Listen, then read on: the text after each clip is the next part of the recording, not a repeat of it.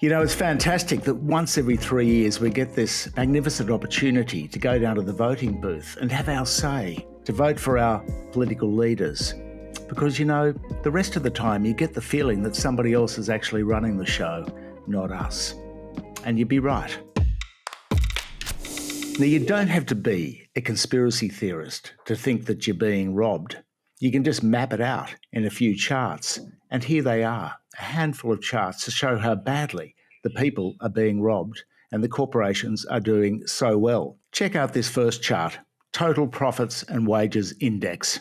This is a 20-year chart showing profits at record levels and wages just inching ahead.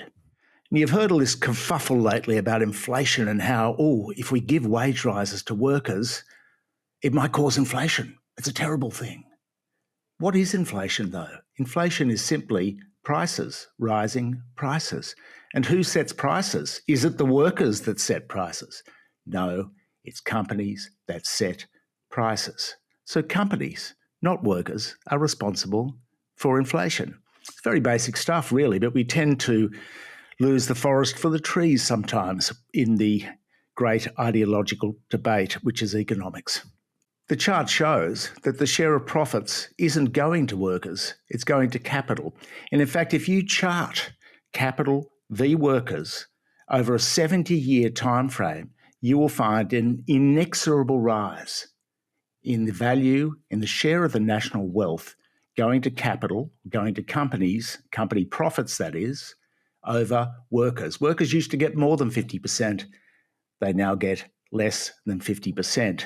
So how have they been going, the good old workers? Have they been holding up their end? Have they been pulling their weight? Well, let's have a look at this next chart. Productivity and real wages. When you look at this chart, you'll see labour productivity has been rising very nicely for 20 years. But you'll see that real wages have been falling lately and rising modestly before that. So the workers have been doing their bit, but they haven't been commensurately paid for doing their bit. How about executives? How have the bosses been going? Well, this chart from AXI shows an interesting picture. Again, executive pay at record levels. Compared to the average worker, the chief executives of the top companies now get 100 times their pay. Now, the irony here, of course, is that during the pandemic, public money, our taxes, went to fund bonuses, billions of dollars, $80 billion in JobKeeper to corporations, which they kept, and that went to bonuses and profits and dividends. Did the workers get it? No, well, a lot of the workers actually got sacked. In the case of Qantas, many thousands of them got sacked, and now the bonuses at Qantas are back on again. Now, our final chart is a great chart because it shows the heist going on in the energy market. Many of you will have noticed my power bill's doubled personally, that your power bill will have shot up lately, very sharply. And that's because largely of gas. And gas is controlled by just 4 large multinational companies. It's a cartel. They don't admit that it's a cartel, but the ACCC report, which came out last night, describes very cartel-like behaviour.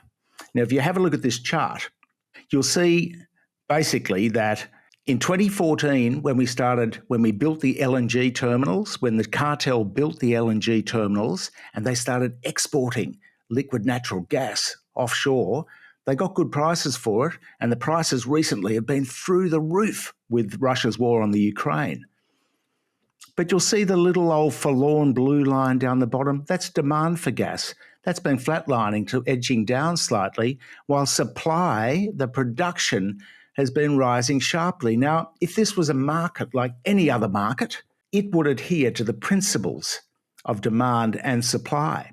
So why then is production going up and consumption is flat to down when over a 10-year period, the price of gas on the east coast of Australia has gone from $5 a gigajoule to $55 a gigajoule. It's gone 10 times. So the price is through the roof. The supply has been rising. The demand has been falling. And now we're importing our own gas back into Australia. There is something seriously broken in this. And this is affecting all Australians and business alike, because gas is a major input to electricity and determines the price, and because it's used in manufacturing. And how has this been allowed to happen? Well, we just look at the front page of the Australian Financial Review today and their response to the ACCC's report, which had the temerity to say that there was cartel-like behaviour going on. And you know what they've come out and said? Oh no, the ACCC is demonising our poor little gas multinationals, our poor little frackers, our little fossil fuel multinational companies. They don't pay any tax much anyway. They don't pay nearly enough royalties for the stuff that we own beneath the seabeds and the soils. We own it. They want it for free. They export it. They don't pay much tax. And they're completely rorting us. And that chart of the last 8 years shows why. Now, what can you do about it? Well, you just do what the companies do. You pay the politicians. You hire some lobbyists to go down to Canberra and hang about in Maisie's Cafe in Parliament House and just really suck up to some politicians and some bureaucrats. Because if you want to have influence, like the gas companies do, you have to pay up annually to the bagmen from the Labor and the Liberal parties. You have to stump up, you have to be in the game, and you have to hire lobbyists. So let's all hire lobbyists. We can all make political donations. And then this trend of the past 70 years, where corporations have benefited from government policies under every administration, and workers treading water. That's how you do it. You just pay someone. Or you can pay us here at Michael West Media and we'll keep on hammering them.